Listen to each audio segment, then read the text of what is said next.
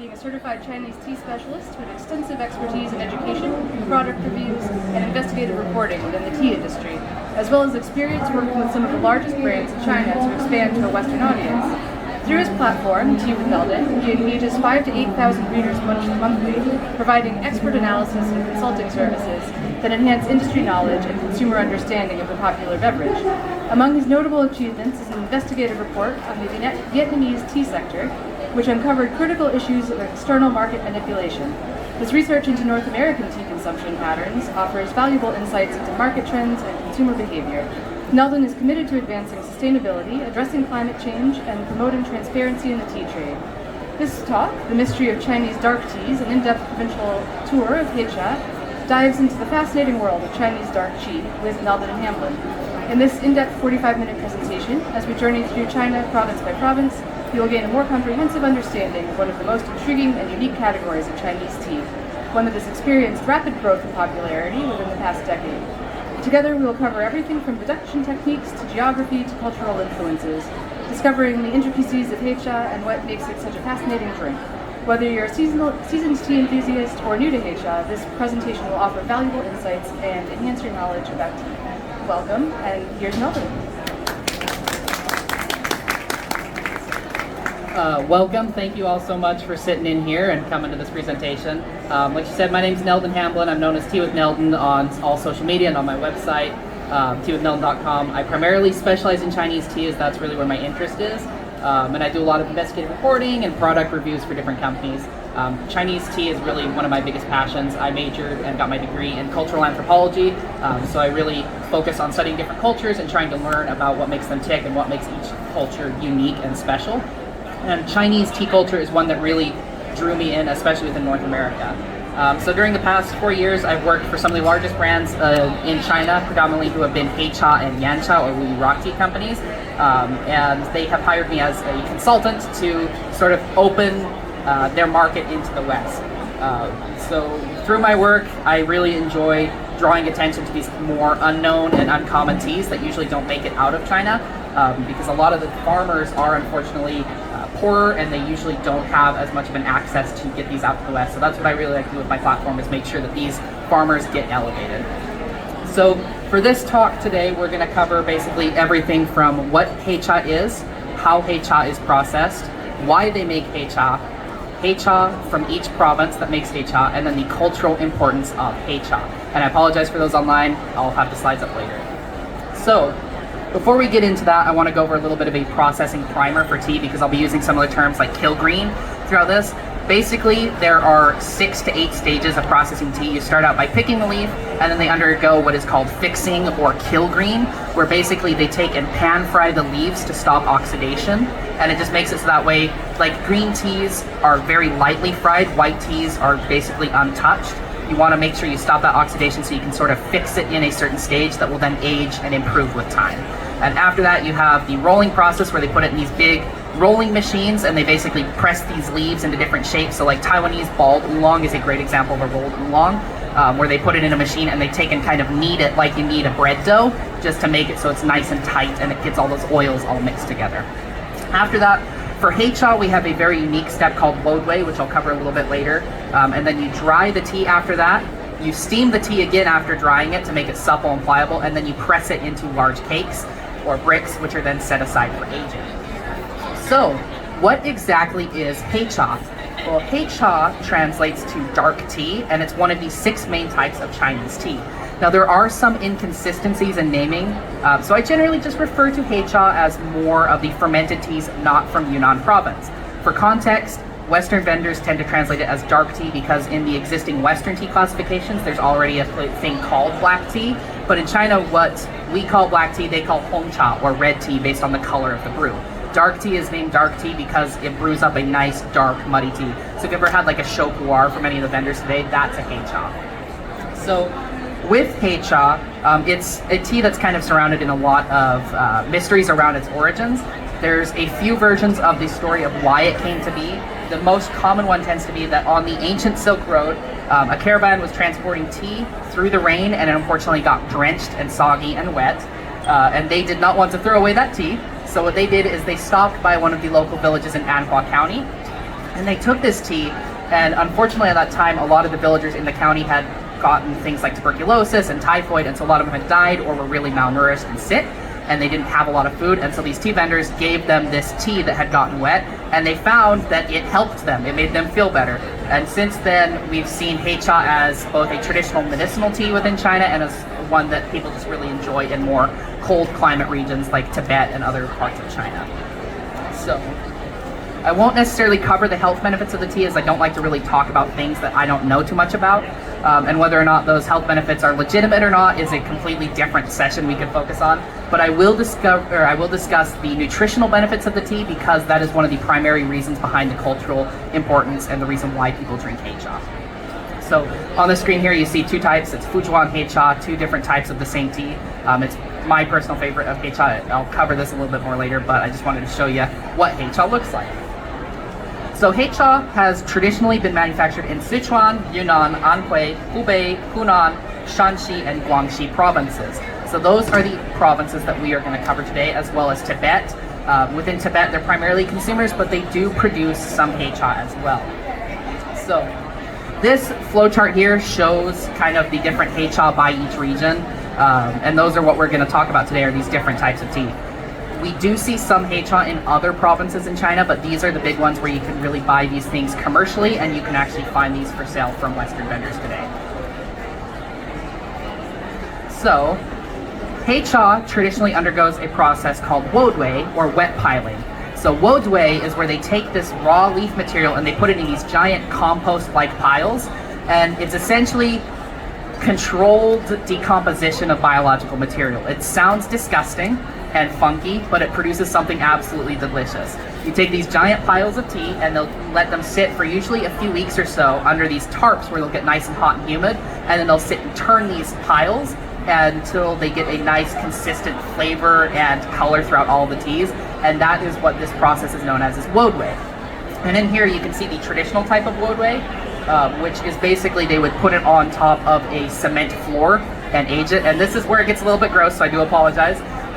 Every place in China has a house recipe for how their teas taste, and it's because as this wodui occurs, it seasons the cement and gives a distinct microbiome to it, and it just gives a very unique funk to the tea. I like to call it a fantastic funk, because it's something that it can be either really desirable or it can be really disgusting. It just depends on your point of view.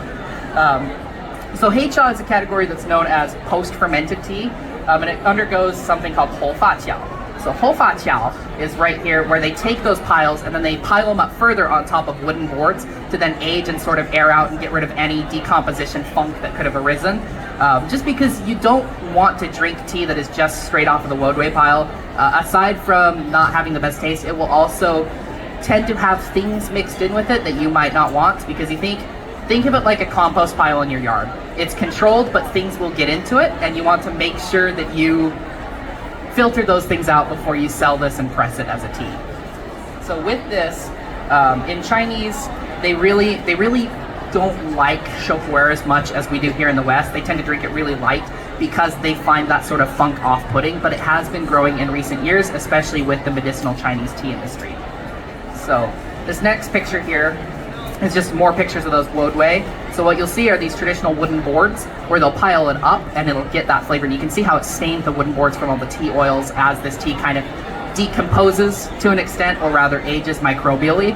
And the picture on the right there shows just how heavy that tea can be. You get big piles of about 50 kilograms or more of this tea, and it presses down all this material, and the stuff on the very bottom is sold as lao chatou, or old tea heads, and it's actually really desirable because it's basically the most tightly compressed form of this, and it has very little wodui, but it's usually very creamy and thick and delicious. It's hard to find, but it is an amazing, amazing tea. So why did they make Heicha? Well, fermenting tea helps preserve the tea for long distances. Pressing this loose leaf into cakes for storage serves two purposes. You can ship it and trade it really easily, because tighter cakes equals less space that you're taking up, which means you can pack more items on and get more money out of them. And also, it preserves these leaves for further drinking, making so you sort of lock them in time. Now, Heicha historically is a commodity that's exported along the Chama Gulao, or the Tea Horse Road, and it was sent to these bordering countries like Tibet.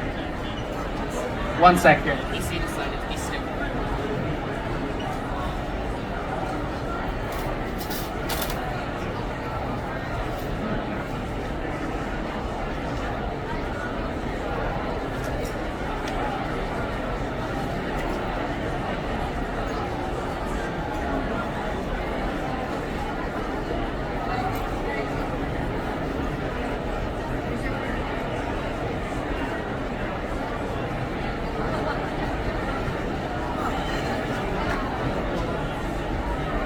let's see if we can get through this without this, because my charger's also gone right now. So, wish me luck. So with Heicha, this is a map of that ancient tea horse road here. With this tea horse road, we see it going into these bordering countries like Tibet, India, a lot of these bordering regions, Myanmar, Pu'er, in Yunnan province, and they export this tea to provide vitamins and nutrients for the people. And if you think about these regions like Tibet, they're generally rocky and high altitude, so they don't have a lot of vegetation there other than like things like barley. And so what this tea does is when it's mixed with yak's milk, they make something called pocha or butter tea. And it's a very calorically dense tea that's very high in vitamins and minerals, and it supplements the traditional diet of these farmers, where generally they tend to eat a lot of fat and meaty foods, and it tends to be really greasy and thick, and this tea just helps supplement that and give them a lot of the nutrients that they need. So our first province we'll go into is Yunnan province. Now Yunnan, Pu'er is the most common one from there. It is technically a fermented tea, but at the same time, only Shopu'er is considered Heicha. Shopu'er is considered Heicha because it undergoes the Wodwei process. Now, Shengpu'er is another type of delicious aged tea from Yunnan, but the main reason it's not considered a Heicha is because it doesn't undergo that wet piling. You want to think of it kind of like storing wines for aging versus storing cheeses for aging. Storing wines involves oxidation, where you want that sort of very minimal airflow to help this wine age and develop more flavors over time. Whereas with the enzymatic, they call that enzymatic oxidation in the tea industry. With Heicha, the main thing is a biologic reaction from those unique microbiomes that build up during that composition. So if it doesn't undergo that decomposition period of that Wodwei, it doesn't get considered Heicha. So we'll move into my favorite province, which is Shanxi province. Shanxi produces two types of Heicha. The most famous one is called Fuzhuan Heicha. It is basically a type of brick tea that comes from Xianyang city in Shanxi province, where the process for making this tea originated about 600 years ago during the Ming Dynasty.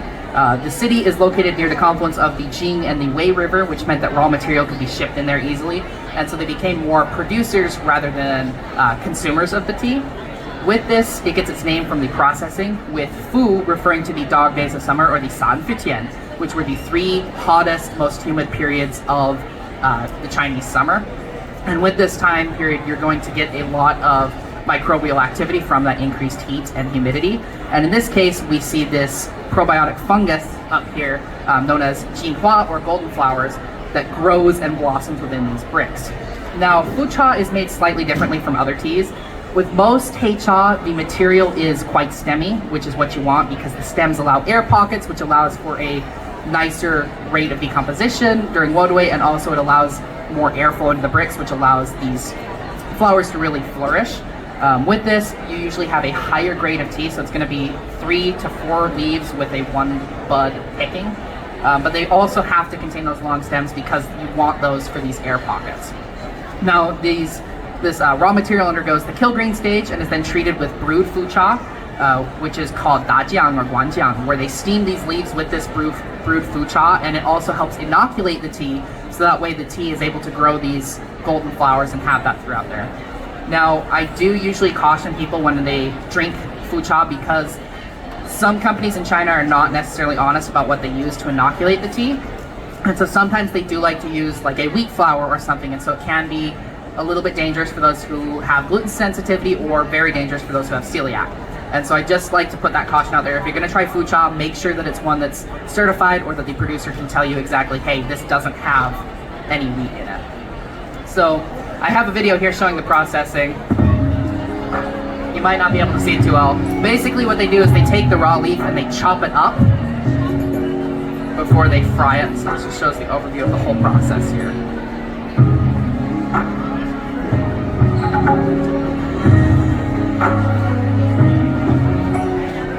So in this, they're taking that chopped up tea right here. In just a moment, you'll be able to see the different grades of the leaves, if you can see it. And these different tea grades, they'll take these and they'll chop them all up into one consistent material. And they'll take that material and they'll put it in these woks and fry them.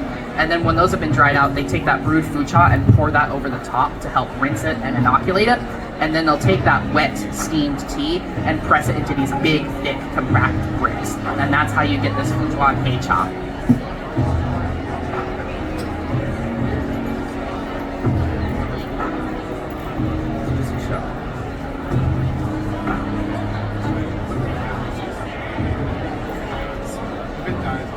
So there we go. So now on to the next province, which is Hunan province. It's a fascinating place for tea and history lovers. It's the largest Heicha producing province by far, with the production called Mawangdui, which is actually one of the oldest archaeological sites found in all of China. It dates to about 193 to 140 BC. It's very, very ancient. At this place, they have found traces of dark tea. It's one of the oldest types of tea in all of China. And this is why I really love Heicha and love to talk about it, is it really connects you to this past history of tea. We don't often find teas anymore that connect directly back to the teas that Lu Yu wrote about in his classic of tea. Heicha is the one exception where you can still find those same teas today, 2,000 years later. So it's just a really fascinating category. One of the tea types that they produce there is, it's called right here, Chujiang thin slices. It's basically a very tightly compressed tiny roll of tea that they've made for at least 2,000 years, and they still continue it today. They process it traditionally by taking this raw material and they put it over a fire in their kitchen usually that's fueled by pine wood, so it develops a nice smoky flavor.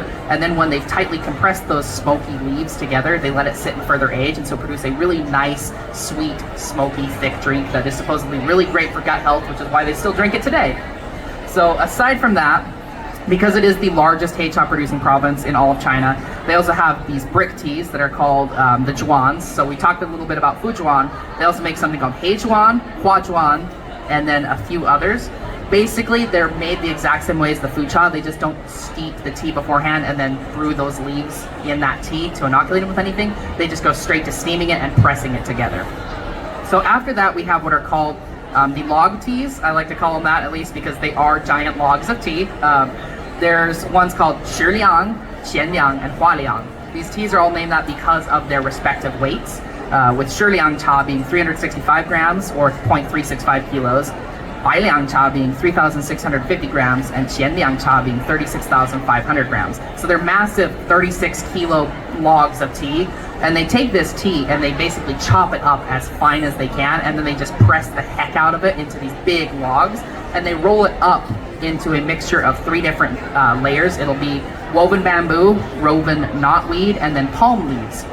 And they'll take and tie this all together with young palms, and then they'll let it sit and age in a warehouse for about 60 days before letting it sit out in the sun and age a little bit longer, and then they'll just stick it in their warehouse again and age it anywhere up to 50 years or more. It's a very desirable tea, honestly. It sounds weird, but it is a very tasty tea. So aside from that, they also make one called Tianjian cha. Tianjian is unique because it's both a grade of tea or a version of the tea picking where it's like 1 bud, 2 leaves, or so on and so forth. Tianjian cha is both a grade and a type of tea. Usually in the West, we see Tianjian sold in baskets, where it's compressed into these bamboo baskets and wrapped in palm leaves and then set aside to age. Because these woven baskets allow a nice flow of oxygen, and they also help control the humidity and moisture, so that way the tea doesn't rot, and it's a very hot, humid environment. So you want that. You need kind of a nice climate-controlled system. So after them, we have Hubei province, which plays a very key role in Chinese tea history. Now, Hubei, for the latter half of the 1800s, 60% of all Chinese tea that was exported to the West and other countries was shipped out from Hangzhou, a port city in Hubei province. So in Hubei, there's a town called Jibi, or Red Cliff, and it's where they really got their Heicha start. They produce 2 types of Heicha, called Laojuan, which is green brick tea, and then Mijuan, which is a rice brick. And then another one, which is very uncommon, it's basically a very small version of Mijuan. It's usually just referred to as Hubei Heicha here in the West. So for this Qingjuan, the green tea, they dry the leaves in the sun, fry them until they're soft, knead them and pile them on top of a pile until the leaves change color and turn orange. And then they pile that again and turn it until they turn a dark brown. And then that's when they press it into these big, thick, tightly pressed bricks. They kind of look like they'd be better used for building material than for tea, but they're actually really nice and they taste delicious. You do have to use pliers to cut them apart though, because they are very tightly compressed. It's the same thing with Mijuan. You might actually have seen Mijuan cha before. If you've seen those really tight, dark black bricks of tea where people hang them on their wall and they've got the fancy designs pressed into them, that's Mijuan Heicha. It's usually a tea that's pressed together with a binder of some sorts. Historically, it was things that are not as desirable anymore, like blood and other things. Nowadays, it's more common to use food grade and standard and safe materials. So So if you do find Mijuan cha, just make sure it's one that's maybe something you can actually drink and it's not meant for decorative purposes. But the point of that was the tea could either be sold loose or sold as these bricks, but people really like these bricks for long-term storage, and it was just nice for them overall. So after that province, we have Guangxi province. Guangxi produces one type. It's called Liu Bao, and you might have tasted it at some of the vendors today. But basically, Liu Bao is one of the earliest known produced teas, and it dates back to the Tang Dynasty. Now, this tea is another great example of this historic link to the past, as it has still been produced in the same way, where they take these leaves and they give it a wet piling process, and then they put it on top of these beetle wood boards, so it gets a very distinct woody beetle wood flavor to it, as well as kind of a sweet camphor, like a Vicks Vapor Rub kind of flavor to it, in the best way possible. When they have this distinctive flavor, they'll then press this into these bamboo baskets and age it for usually about 3 to 6 months. And when that's aged, then they start to sell it, and people will put it in their storage and continue to age it. It's one that really benefits from long-term storage. Now, interestingly enough, the process for creating Liu Bao was actually influential in the process for creating Shou Pu'er, where they had actually started this wet piling process in Guangxi by accident and continued it for decades and decades. And then in 1973, you get the Kunming Tea Factory and Dayi Tea Factory, who want to mimic aged Sheng Pu'er, and so they go to Guangxi and learn about this wet piling process, take Sheng Pu'er raw material back to Yunnan and try it out and create Shou Pu'er. Later on, we do see another exchange where this improved process of wet piling is then taken back to Guangxi, where now modern Liu Bao is made more similar to a Shou Pu'er. So two distinct styles of Liu Bao actually emerged after this, where we have the more traditional style where they dry it over the pine wood so it gets a nice smoky flavor, and then they age it in those bamboo baskets, and the more modern style where they basically produce it just like a Shou Pu'er. So it's kind of unique to see that we have a historical link to historic teas and a more modern product that came from cross-cultural exchange. After Guangxi province, we have Sichuan province, which produces what are called the border teas. You have Nanlu Bian Cha, which is the south border tea, and Xilu Bian Cha, which is west border tea. These are ones that would go to the bordering countries like Tibet, Mongolia, and places like that, where they would be traded to the different herders and the steppes cultures, basically. So nowadays, these two border teas are just known as Tibetan tea or Zan Cha. Sometimes you'll see it as Ya'an Cha after the city in Sichuan. But basically, it's one that we don't really see outside of China until about 20 years ago. And even within China, it only experienced a surge in population at around 2006. And it's since grown significantly since then. But before that, it was kind of just a relatively unknown tea that was really popular in these border countries, but not more so elsewhere. This one is also ancient. It's about 1,000-year-old. They produce that tea in a few different cities. Ya'an is the biggest one, but they export this to these other cities. And they're also just like that Fujian cha, where they're just tightly compressed bricks that are shipped out to these countries to provide them with those nutrients. So after that, we have Anhui province. They produce a tea called Liuan. Liuan is unique in the sense that it's ancient, also going back to the Tang Dynasty, but it's one that almost went extinct. Around the 1940s, we don't see any new Liuan being produced, and we don't see any up until the 1980s. It was one that the changing market habits, drinking habits, and exports all came together and kind of created a death knell for this traditional tea. And in the 1980s, we see a revival, but it's completely different. So historic Liuan is very valuable and very desired because you can't really find it anymore. Modern Liuan is very common to find. It just tastes nothing like the historic stuff. So when it's aged, it rivals the best aged Sheng Pu'ers you can find, where it's very complex and very delicious. It's one that is faked quite often, and it's hard to find legitimate Liuan from Anhui. So we actually see a large flow of counterfeit Liuan coming from places like Macau, where they produced it to try and fill this void and this desire for this actual genuine 1930s, 1920s tea from Anhui, the original Liuan. We also see, interestingly enough, in Hong Kong, a third style called Liuan stems, which they basically just took the stems from sorting the oolong, all of the undesirable bits essentially, chopped them up into a tea and sold it as Liuan, and people drank that in Hong Kong, and they still drink it today. So it is one that you do see a lot of fakes with, so just be cautious when you're buying Liuan. So after Liuan, we come to the final region in China that produces Heicha, which is Tibet. Within Tibet, it's very relatively unknown outside of Tibet, even within China, and I personally have only seen Tibetan tea sold in the US within about the past 5 years or so. It is starting to become more common as it gets exported, but it's one that generally stays within Tibet. They produce some teas. They actually have the highest tea garden in all of China, Yigong Tea Farm in Linzhi in Tibet, but they don't really export it. What they do is they primarily import their teas from Sichuan. They get a lot of those border teas, and they've done that for thousands of years, dating back to that ancient tea horse rose. The reason they do that is it's easier in these rocky, more mountainous countries to take and purchase and import this tea than it is to grow it and process it yourself. Now, it is entirely possible that there are more types of Heicha within Tibet. The only issue is they're probably more regional ones that are made in farmers' homes and traditional villages, and they're never really ones that are produced for commercial export, so we don't really see them on the West. But we could possibly see more in the future. Like I said, within the past 5 years, I've started seeing more Tibetan teas. Usually it's sold as a loose leaf, as the Mao Cha, rather than the bricks themselves, which is interesting because in Tibet it's sold as the bricks. They usually don't sell it as the loose leaf. So who knows what the future of that will be, but it's cool to see that Tibetan tea is getting exported into other countries as well. So now we'll move into the cultural importance of Heicha and why it's such a fascinating and important drink to the history of China. Now, Heicha is a key economic product for China, and it's still a key player in the national industry today. In Anhua alone, it's a market value of 105 million US dollars just last year alone, and in 2025, it is expected to be about 140.75 million, with a compound annual growth rate of 5 to 10%, which is massive for an agricultural good. So that basically just means that every year that market is expected to grow anywhere from 5 to 10% in demand and in profits for this type of tea.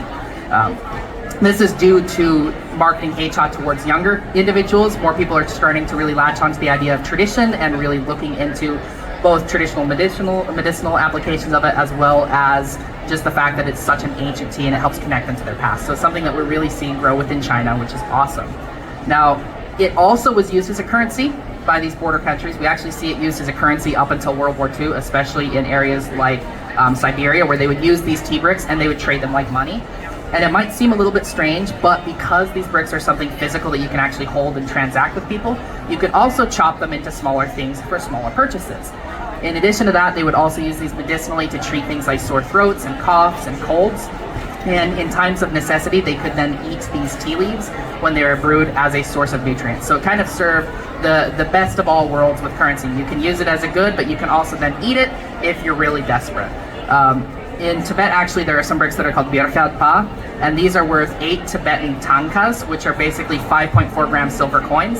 So if you think about it, you could trade one brick for basically 8 silver coins, and it just shows how economically valuable this type of tea was to the culture at the time.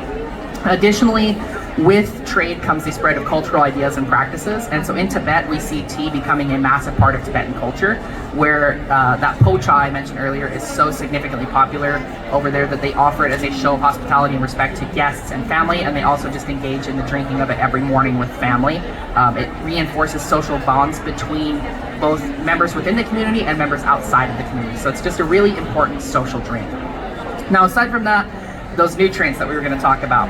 So it's kind of a health drink within China. We see it really heavily marketed as a health drink, and it's because it contains a lot of healthy vitamins, minerals, proteins, amino acids, saccharides, and so on that are all essential to your daily diet.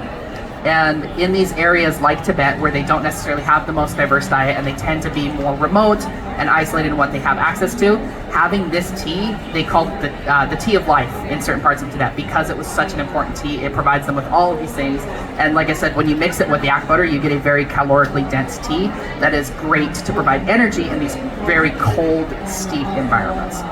So after that, within traditional Chinese medicine, or TCM, we see it used to remove excess heat or dampness within the body, because Heicha can be considered warming or cooling. If you know that about TCM, there's different aspects of the body.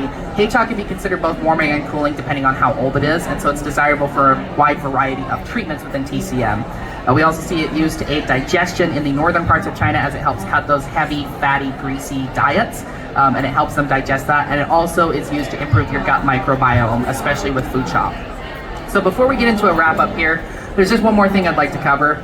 Heicha is not an expensive tea category, though it's starting to become one because of Western demand. The biggest issue with that is we're seeing a lot of forgery and scams even within China. For example, in 2021, there was a sort of pyramid scheme in Anhui that was broken up, where these companies that were making Anhua Heicha bricks targeted older individuals, primarily in their 70s, and said, hey, our tea bricks are going to cure your cancer. They're going to cure your issues and your ailments. And so they would then charge these elderly people about 28,000 renminbi, or about 4,000 US dollars a brick. And they would also do this for some of the younger individuals or people that were more vulnerable groups like cancer patients or people that had terminal illnesses, saying it would help them. And we see it charged anywhere from 6,000 renminbi to 15,000 renminbi, or about 850 to 2,100 US dollars. For context, a standard brick of Heicha costs 14 US dollars. So we see an incredible market increase here where they are starting to really scam people, and they're really heavily emphasizing these health benefits. And within Western marketing, we're really seeing this now too.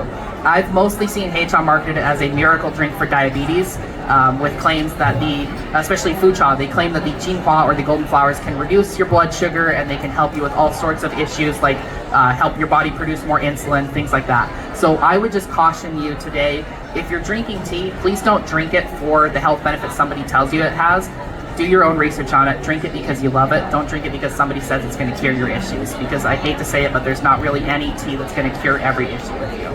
So just keep an eye out there, especially as the market grows. We're going to see a lot of exploitation where people are really going to be saying, look at this miracle tea from China. It's going to help you with all sorts of things. So just keep your eye out on that if you really want to get into Heicha.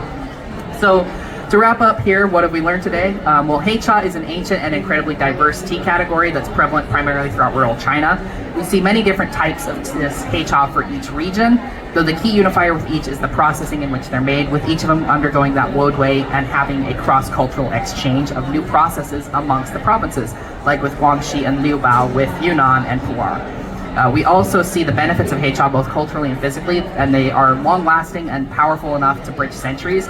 The fact that this type of tea is still being produced about 1,000 to 2,000 years later is very incredible, because usually, especially within the Chinese tea industry, we see a high turnover where they constantly are changing things. Like Anqi Tea Guanyin used to be heavily roasted, now you see it very green and light and floral. There's constant changes and evolution in the tea market, yet this remains, which is awesome. So as Heicha grows in popularity in the West, it's amazing to see just how many people enjoy this funky fermented tea once they've given it a shot. When we share a cup of tea, Heicha or otherwise, we create a bridge spanning culture, race, gender, religion, etc. And we find that we're all connected. And as the saying goes, tea connects us to ourselves. So thank you so much for your time. I'll open this up to questions. If you have any questions for Heicha, please let me know.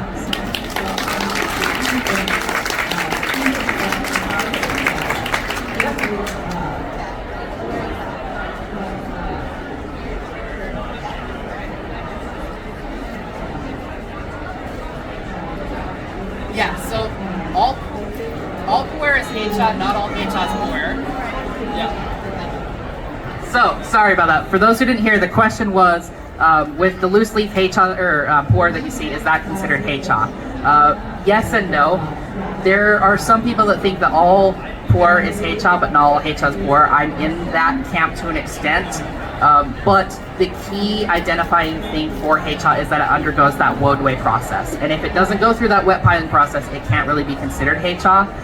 We do see, though, in other countries, production of teas that they call Heicha that don't undergo this Wodwei. So it's really kind of something that we're seeing evolve through time.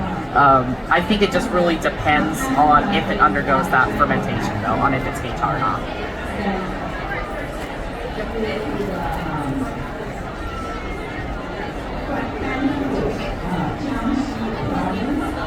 Yeah. Yep.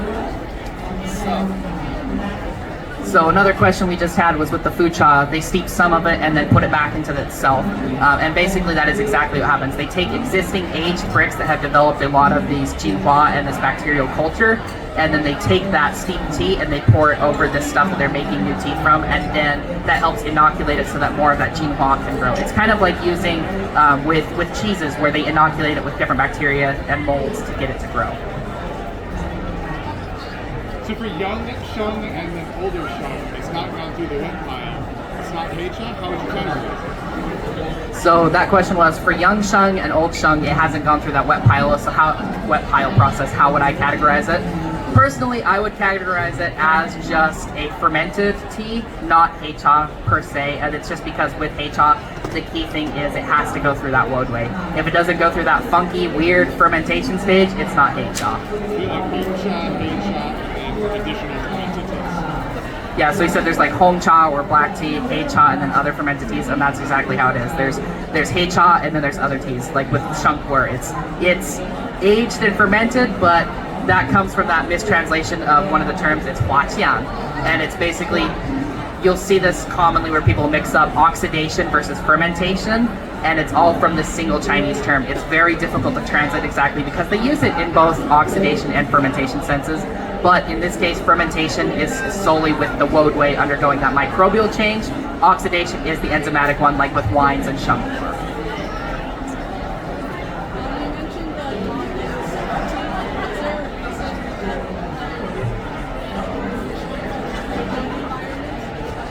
So nowadays, the question was, I mentioned the dog days of summer, and is there a reason nowadays that they don't recreate those environments?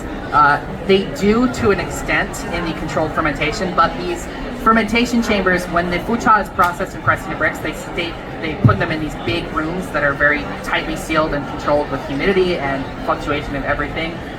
These companies will not tell you anything about that. It is basically locked up tighter than Fort Knox. It is very difficult to get any details on what happens in these fermentation chambers. So a lot of them do recreate that process, but a lot of them also wait to process it during those sort of 3 periods of the year when it's the hottest in most people. Other questions?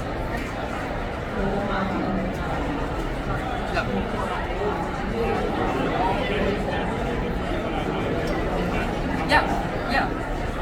So that question was about Liuan, old versus new, and how they're different. With Liuan, the old style, let me go to that section on here, because I had a feeling that was going to be a question. So thank you, you brought it up.